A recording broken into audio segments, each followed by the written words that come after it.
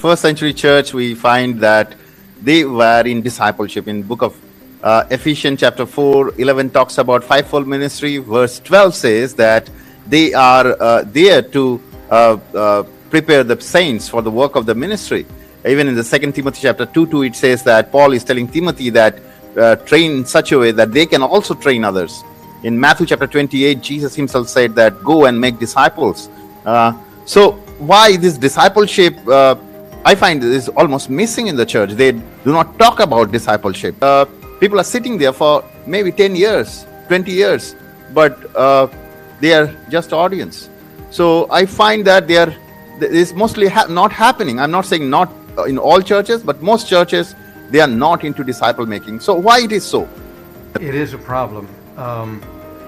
Sometimes people have, one of the reasons why we have such a focus on the one person to do all the speaking is there seems to be a fear that if we let the people speak, oh my goodness, things are going to come off the rails. People are going to say things they shouldn't be saying. They're going to be drifting into false ideas because we only can trust the one guy to have everything right. Well, anybody in their right mind knows that even that one guy at the pulpit can get things wrong. And further, I've also heard people criticize small groups and house churches, saying that it will just become a pooling of ignorance.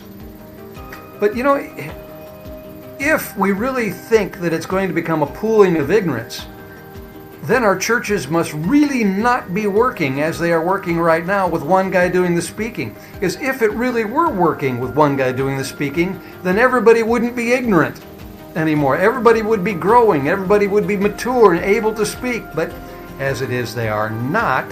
But it is in these small groups where people do have the opportunity to speak up, to engage with the topic, to learn from the topic, even to be corrected by somebody else in the group who can see things more clearly.